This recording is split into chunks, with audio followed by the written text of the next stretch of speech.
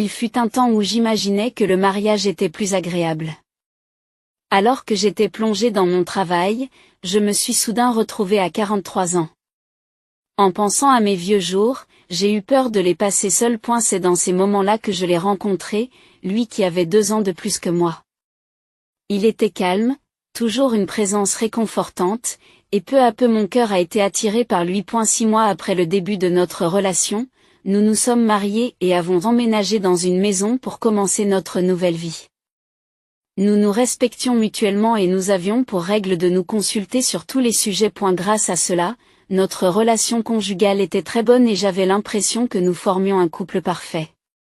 Bien que nous prenions de l'âge, notre vie conjugale se déroulait sans heurts. Cependant, des nuages sombres se sont soudain abattus sur notre mariage.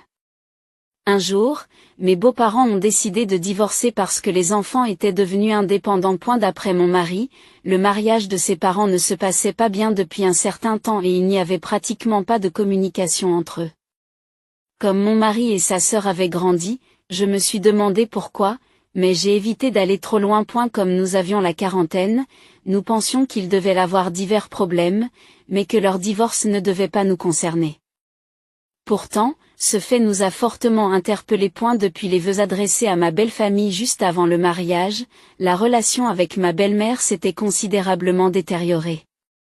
On ne savait pas exactement ce qu'elle n'aimait pas, mais elle était mécontente de tout ce que je faisais. Par exemple, elle disait que l'assaisonnement de la nourriture était bâclé ou que je n'aimais pas le programme de nettoyage. S'il ne s'était agi que de questions ménagères, cela aurait pu être supportable, mais c'est aller plus loin.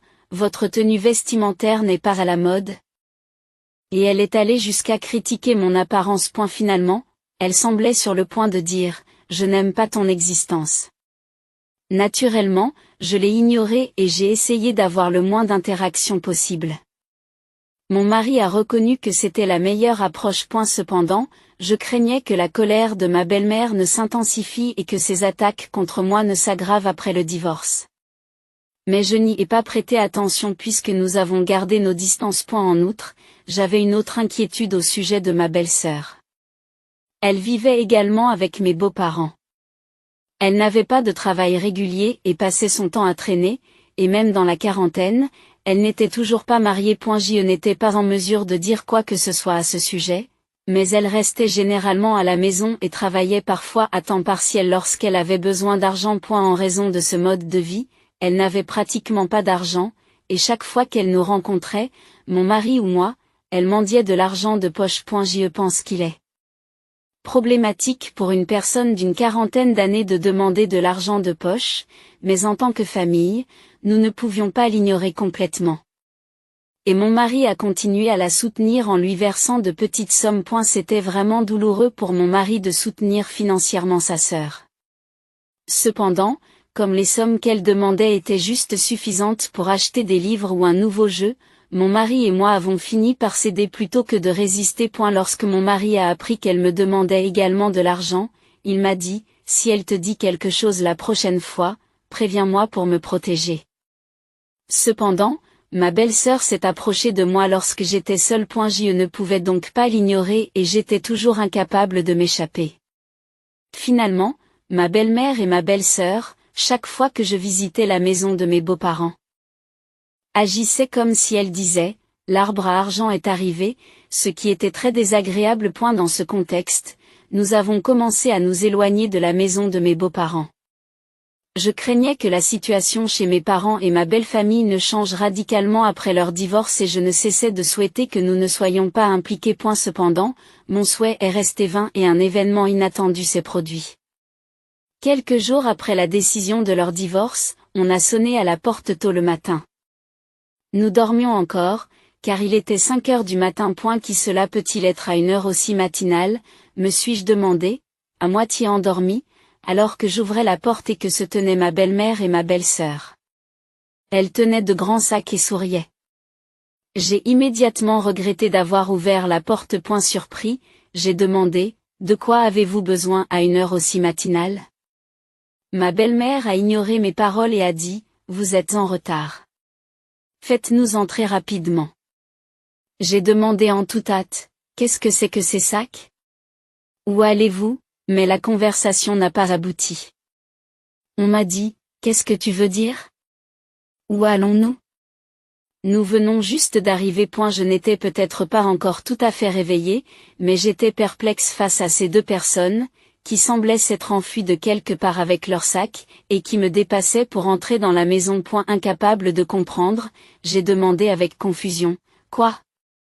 Que se passe-t-il alors que j'essaie de les arrêter? À ce moment-là, ma belle-mère, me regardant de haut comme si j'étais une belle fille incompétente, a déclaré, tu devrais comprendre la situation, n'est-ce pas? Nous allons vivre ici à partir de maintenant. Ici? Vivre ici? De quoi parlez-vous? Mon mari ne m'a rien dit à ce sujet. Mon mari m'aurait consulté au préalable. Je venais de me réveiller. Et avec ma tension artérielle basse du matin, mon esprit ne fonctionnait pas encore pleinement. Pendant les 30 premières minutes qui suivent le réveil, mon corps et mon esprit sont au ralenti. Malgré cet état, j'ai argumenté, de quelle situation parlez-vous? Le divorce. Mais qu'entendez-vous par vivre ici? Je n'en ai pas entendu parler. Cependant, comme si c'était naturel, ils sont passés devant moi, ont apporté leur sac et ont commencé à utiliser la réserve que nous avions utilisée. Sentant ma tête s'éclaircir, j'ai demandé, attendez, s'il vous plaît. Cette évolution soudaine est troublante. Et ma belle-mère m'a alors jeté un regard froid et m'a dit, notre famille est en difficulté. N'as-tu pas de cœur ou de sentiments? C'est pourquoi tu es une mauvaise belle-fille, et elle s'est encore moquée de moi. À ce moment-là, la situation a changé. Mon mari, qui n'est pas du matin, s'est précipité, surpris par la présence des visiteurs. Pourquoi êtes-vous ici si tôt? Et quels sont ces sacs? A-t-il demandé. Ma belle-mère a expliqué à mon mari ce qu'elle m'avait dit. Estimant qu'il convenait que mon mari s'occupe de cette situation, j'ai quitté les lieux en silence. Ignorant les tentatives de mon mari pour les arrêter, ils ont commencé à étaler leurs affaires comme s'il s'agissait de leur propre maison. Bien que mon mari ait essayé patiemment de leur parler, il a finalement accepté de les laisser rester temporairement. Cela a dû être une concession importante pour lui. Je voulais les mettre à la porte, mais ils font partie de sa famille. Mon mari a compris mes sentiments et a posé comme condition qu'ils puissent rester jusqu'à 1 mois, jusqu'à ce que la situation s'améliore. Même si c'était temporaire, ils ont été autorisés à rester dans la maison et ont semblé apprécier leur journée. Nous avons été obligés de nettoyer la pièce qui leur servait de débarras. Je devais préparer leur repas 3 fois par jour à heure fixe, comme dans une école. De plus, ils n'aidaient pas du tout. Agissant comme s'ils étaient des invités. Et si la préparation était un tant soit peu retardée, ma belle-mère disait avec sarcasme, ce n'est pas encore prêt? J'ai déjà faim. Cette maison aime-t-elle faire exprès de laisser sa famille affamée? Je répliquais discrètement dans mon esprit, comment peux-tu avoir aussi faim sans rien faire? Cependant, continuer la conversation n'apporterait que plus de sarcasme, alors j'ai choisi de rester silencieuse. Au début, je préparais les repas, mais peu à peu, j'ai commencé à me poser des questions sur mes actions et j'ai arrêté.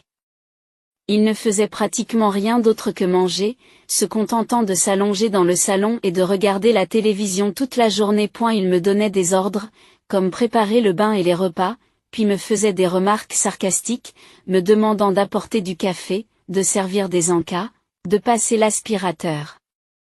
Après seulement une semaine de cohabitation, j'étais mentalement épuisé. Ma belle-sœur m'a naturellement demandé de lui donner un peu d'argent de poche et m'a tendu la main. Surpris, je lui ai demandé pourquoi elle en avait besoin. Elle a répondu d'un air enfantin et mécontent. Pourquoi dois-je te rendre des comptes? Il est difficile de comprendre pourquoi je devrais donner de l'argent de poche à une pique-assiette qui ne participe pas aux tâches ménagères. Et si je la sermonnais sur le champ? Il était clair que ma belle-sœur irait immédiatement en référer à ma belle-mère et que les mauvais traitements deviendraient encore plus sévères. J'ai donc minimisé mon refus en disant que tu n'étais pas mon enfant. Et ma belle-sœur m'a alors rétorqué avec colère que tu laissais ta sœur se débattre. Dans cette maison, ma belle-mère et ma belle-sœur ne fournissaient aucun soutien financier, et le coût des repas qu'elles consommaient était censé être payé par nous, comme si c'était naturel. Par conséquent, les dépenses étaient beaucoup plus importantes que d'habitude. De plus, ils ne cessaient de réclamer de l'argent de poche. Mais comment peuvent-ils être aussi effrontés? Je n'avais pas d'autre choix que de poursuivre cette cohabitation stressante, en supportant leurs exigences déraisonnables et leurs sarcasmes. Chaque fois que mon mari rentrait à la maison, il me réconfortait et les mettait sévèrement en garde, mais leur comportement calme n'était que temporaire et il ne changeait pas fondamentalement. Lorsque mon mari était au travail pendant la journée, ils agissaient comme si tout était permis. Même après la fin de la période promise d'un mois, ils n'ont montré aucun signe de vouloir quitter la maison. Avec le recul, il est clair qu'ils avaient l'intention d'exploiter mon gentil mari et d'utiliser diverses excuses pour continuer à rester. Peu à peu, leur attitude est devenue plus arrogante et ma belle-sœur a commencé à m'appeler femme d'une manière enfantine, mais j'avais déjà décidé de les ignorer. Le simple fait d'entendre leur voix m'épuisait mentalement, et je ne pouvais plus supporter de me voir imposer diverses exigences. Cette vie est impossible. Je suis à bout. Je dois faire quelque chose. J'y risque vraiment de devenir fou si je ne change pas la situation, me disais-je chaque jour. À la même époque, juste avant l'arrivée de ma belle-sœur et de ma belle-mère, mon mari avait obtenu un grand succès au travail et venait d'être promu. Bien qu'il s'agisse d'un développement heureux, mon mari avait été programmé pour un voyage d'affaires d'une semaine. Cependant, il hésitait à partir en disant « Je ne peux pas te laisser seul dans une telle situation. » Et elle m'a dit qu'il devrait partir en voyage d'affaires une fois que le problème avec ma belle-mère et ma belle-sœur serait réglé, mais je craignais également de jeter une ombre sur sa carrière en raison de circonstances personnelles. J'ai donc décidé de le faire partir avec un sourire pour apaiser un peu ses inquiétudes. Ce n'est pas grave, ce n'est qu'une semaine. Et dans le pire des cas, je m'échapperai à l'hôtel, lui ai-je dit. Mon mari hésitait encore à se décider, mais je l'ai renvoyé avec force. Je me suis préparée à les affronter tous les deux. Dès qu'ils ont su que mon mari était en voyage d'affaires, ils ont commencé à exacerber leur égoïsme, agissant comme des adultes immatures. Honnêtement, même de jeunes enfants pourraient être plus compréhensifs. Lorsqu'ils m'interpellaient tous les deux alors que j'étais occupée à faire le ménage, j'essayais de leur dire « Occupez-vous en vous-même, s'il vous plaît ». Les plaintes et les griefs se sont alors multipliés. Ma belle-mère s'est tournée vers moi et m'a dit « Tu es la femme de mon fils, mais pourquoi ne peux-tu pas faire les choses les plus élémentaires ?» À mon époque, il n'était pas permis de se disputer. Ton raisonnement est trop naïf. Tout en se plaignant, ils semblaient s'amuser tous les deux. Voir mes états d'âme les amusait, comme s'ils se moquaient de moi. Je me suis dit qu'il fallait que je les contrôle d'une manière ou d'une autre, mais comment ? En y réfléchissant, j'ai commencé à élaborer un plan pour les faire taire. 3 jours après le voyage d'affaires de mon mari, ma belle-mère m'a de nouveau lancé des sarcasmes. Tu ne peux même pas faire ce que je t'ai dit hier ? Es-tu vraiment incapable de quoi que ce soit ? Enfin, comme je restais silencieuse, ma belle-mère a continué sur un ton insultant. Tu as toujours eu l'air insatisfait. Mais à quoi penses-tu, si tu as quelque chose à dire, dis-le clairement. J'ai pensé que c'était l'occasion de parler. Si je rate ce moment, je n'aurai peut-être plus jamais l'occasion de m'exprimer. Puisqu'il m'incitait à parler franchement, j'ai décidé de laisser sortir toutes mes émotions refoulées. Mère, il est clair que vous prenez plaisir à me tourmenter, n'est-ce pas ?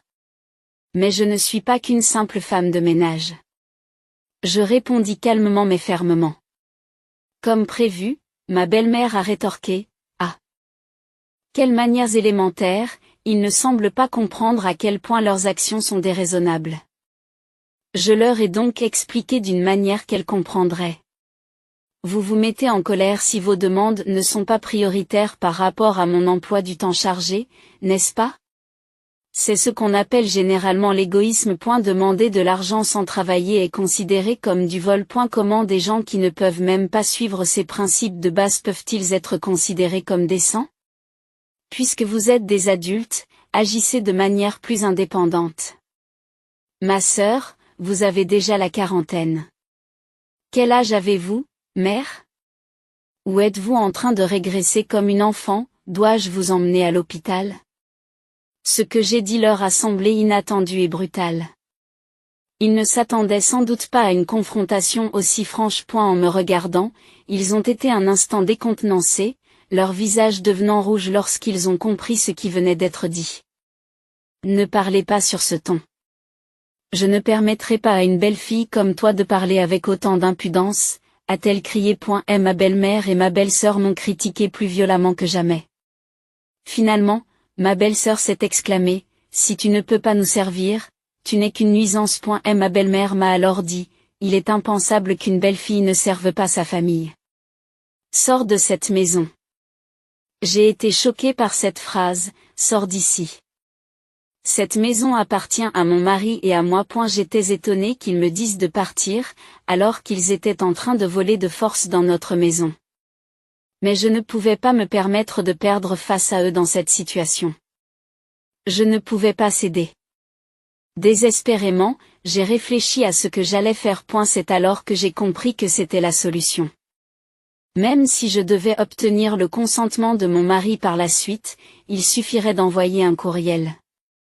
Tout d'abord, j'ai fait semblant de m'excuser profondément auprès d'eux, en disant, je suis désolé, mes mots ont été trop durs. En guise d'excuse, je vous fournirai des fonds pour que vous puissiez partir en voyage quelque part. Qu'en pensez-vous?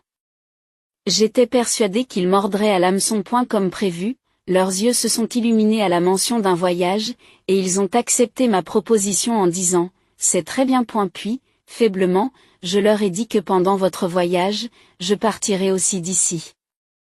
À ma grande surprise, ma belle-sœur s'est exclamée joyeusement, vraiment?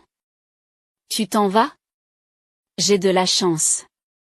Maintenant, ce sera notre maison. En apparence, ma belle-mère ne semblait pas perturbée, mais à l'intérieur, elle devait être contente.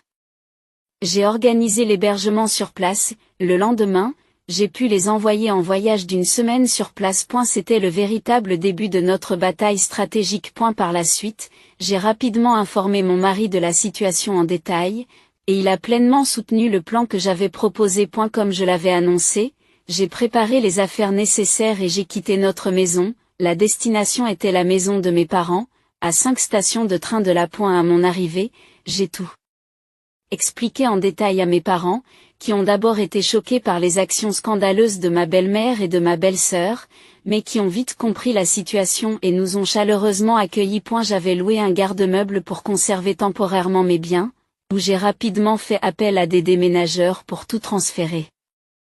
Ainsi, les préparatifs du déménagement se sont déroulés sans encombre. La veille de leur retour, tout était prêt. Pendant cette période, je n'avais pas pu dormir correctement pendant longtemps et je me sentais très fatiguée, mais heureusement, le sentiment de sécurité dans la maison de mes parents familiers m'a finalement permis de dormir confortablement. Avec un repos adéquat, j'étais prêt à affronter l'importante épreuve de force du lendemain. Préparé mentalement et physiquement, j'étais prêt à affronter la suite des événements. Le jour de leur retour, mon téléphone a sonné comme prévu. J'ai entendu ma belle-mère s'écrier, « Qu'est-ce que c'est ?» Je me suis sentie obligée d'éloigner le téléphone de mon oreille. « Bienvenue. Comment s'est passé votre voyage ?» ai-je demandé calmement, ce à quoi elle a réagi en paniquant et en criant, « Pourquoi es-tu si calme ?» Nous ne pouvons pas entrer dans la maison, elle est couverte et des étrangers sont en train de la détruire. Comme j'anticipais sa réaction, je n'ai pas pu m'empêcher de rire intérieurement. J'ai alors répondu calmement, « Ah, ce sont les entrepreneurs que j'ai engagés. » « Pourquoi détruisent-ils notre maison ?» s'est écriée ma belle-sœur au téléphone, suivant les traces de sa mère. Je lui ai répondu calmement que c'était inévitable. Comme je vous l'ai déjà dit, nous quittons cet endroit. Elles ont été visiblement ébranlées par ce fait. Lorsqu'ils sont revenus, toute la maison était recouverte de draps et la démolition était en cours, ce qui les empêchait d'entrer. En réponse, j'ai expliqué que j'avais simplement agi comme vous le souhaitiez. J'ai fait mes valises et j'ai quitté la maison, c'est tout. Lorsque ma belle-mère m'a demandé d'urgence de faire quelque chose, nous ne pouvons pas entrer. J'ai expliqué calmement, je suis désolée, mais vous ne pouvez pas entrer. La démolition a déjà commencé. Je ne vous ai peut-être pas assez expliqué, mais cette maison m'a été transmise par mon père, et après nous avons décidé de partir. Nous n'en avions plus besoin. Il était économiquement rationnel de démolir le vieux bâtiment et de vendre le terrain. D'abord ébranlés, ils ont semblé reprendre leur calme momentanément. Cependant, ils ont rapidement exprimé à nouveau leur mécontentement en disant « Ce n'est pas possible ». Incapable de supporter leurs plaintes, j'ai répondu en riant légèrement « Non. C'est possible. Non, c'est possible. C'est ma maison après tout. Mon mari est déjà au courant de tous les plans. À l'origine, cette grande maison était trop grande pour nous deux. C'est en fait le résultat que vous vouliez. N'est-ce pas? Je n'ai pas l'intention de revenir, je profite plutôt de mes vacances. » Ils sont restés un moment sans rien dire.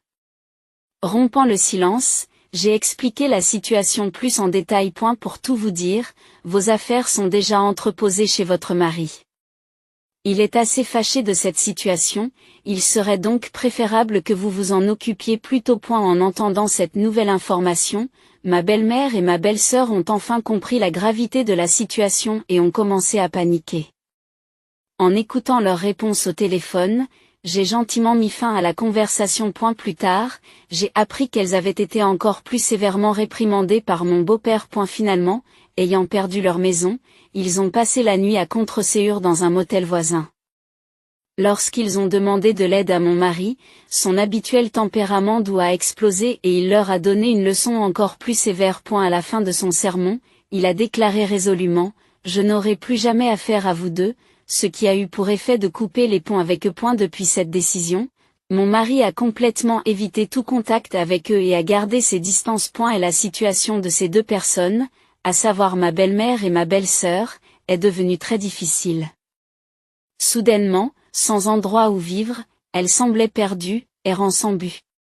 Pendant longtemps, elles ont déménagé d'auberge en motel. Finalement, ma belle-mère a commencé à travailler comme femme de ménage dans un motel.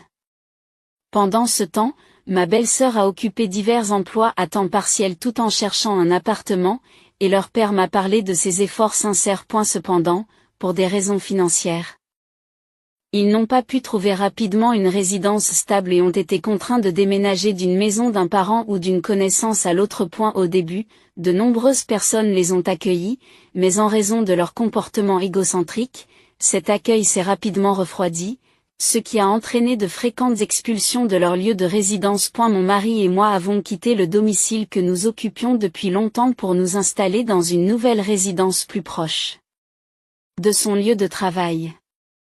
La nouvelle location est très confortable et nous y vivons agréablement. Sur le côté de l'ancienne maison que nous avons démolie, des plans sont en cours pour construire une nouvelle maison unifamiliale, et une fois qu'elle sera terminée, nous prévoyons d'y commencer un nouveau chapitre. Il s'agira en fin de compte de notre dernier lieu de résidence.